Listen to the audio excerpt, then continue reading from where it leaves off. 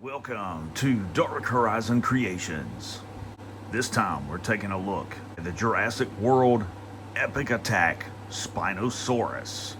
Now, if you hadn't already, please follow, like, and subscribe to my social media accounts on Facebook, Instagram, and YouTube. Don't forget to hit that bell icon so you get a notification of when I post new content. Alright, so tonight we're taking a look at the epic attack Spinosaurus. This toy's been out for quite a while, and I picked up two of these from my local Walmart where they were on clearance for $20 each. That's less than half the retail cost of this toy.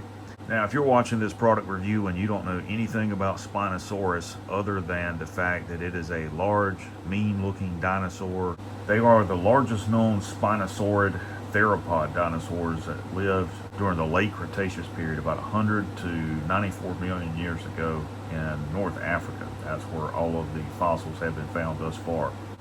They're the largest known terrestrial carnivore, even larger than Tyrannosaurus rex and Gigantosaurus. They could grow up to 50 feet in length and weighed roughly 8 tons. Now, Spinosaurs were a semi-aquatic species that lived in tidal flats and the mangrove forest. They ate fish, lizards, turtles, pterosaurs, and plesiosaurs. So, taking a look at the packaging, you've got your open display box. Now, I have to tell you guys, as a lifelong toy collector, I do not like this type of packaging.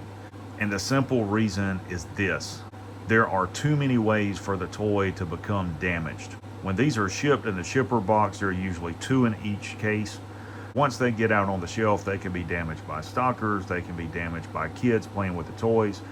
So as a collector, this is often one of the toys that I will attempt to order online because I know it's coming straight from the warehouse from a shipper box.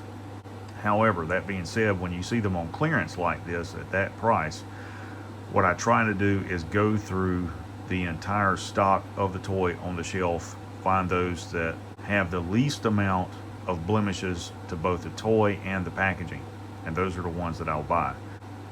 You've got the Jurassic World banner at the bottom, Jurassic World logo in the upper left. Of course, you see the toy prominently displayed with a bunch of obligatory product shots and the inset up at the top.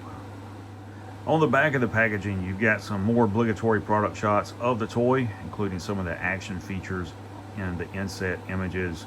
Then on the lower left, you've got some of the other figures in this assortment. Alright, so here we have Spinosaurus outside of the packaging. This is a really nice toy. They did a phenomenal job with this figure. It's one of the nicest dinosaurs that they've released in either the Jurassic Park or Jurassic World franchise toy lines. And I really like the paint applications that they've chosen for this figure. Now, I do want to make note of the fact that I have begun to customize this figure. I'm repainting it, doing a lot of the details on him, like his claws, shading across his body. I custom matched the color of the sail and painted the top of his tail. I've also done some weathering to make it look like he's been in the sand of a beach or a river there. These were animals that lived in the wild, and oftentimes when you see toy photographers taking pictures of these figures, they are perfectly clean. They don't bother to do any repaints on them, detailing or weathering, and that's something I like to do with all of my toys.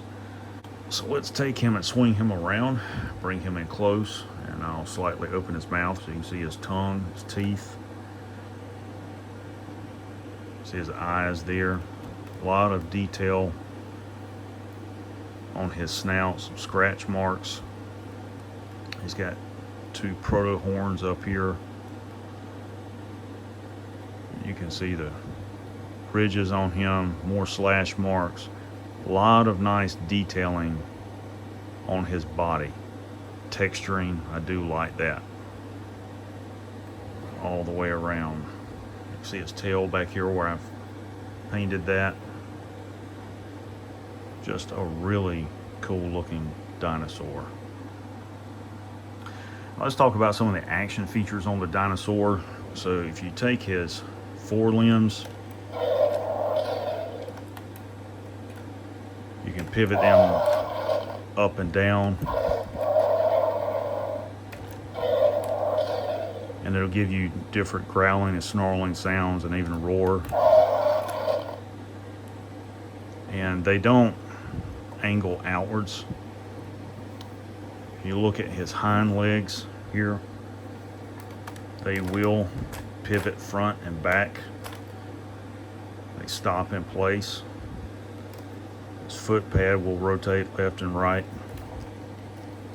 And his legs will angle out at a thigh. You can see that there. So not as much articulation as a Hammond collection figure, but still decent range of motion. His tail will also rotate there as well as at the tip. And then he has a button here that lights up with some slash marks.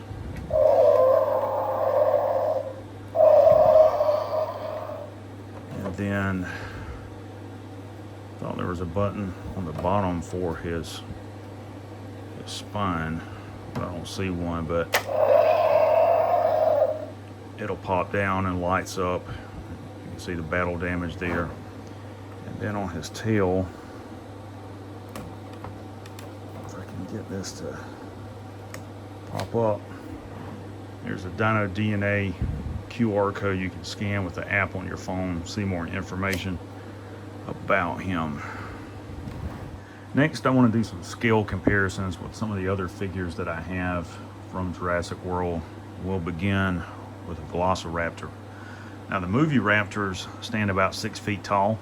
That's taller than any of the fossils of a Velociraptor that have been found, but that gives you an idea of just how large that Spinosaurus is. Next, I'll bring out Pachyrhinosaurus. See how they scale together.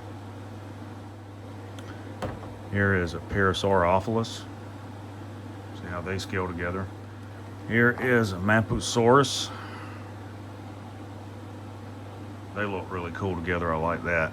And finally, I'll bring out ACU Trooper. So you can see how he scales with the Spinosaurus. And this is fairly accurate to the Spinosaurus that you see in Jurassic Park 3. So he's a really big dinosaur. He's larger than a Tyrannosaurus Rex. Overall, this is an incredible action figure and collectible. If you are a collector or fan of Jurassic Park, Jurassic World, you definitely want to add this guy to your collection if you don't have it already. So there you have the Jurassic World Epic Attack Spinosaurus by Mattel.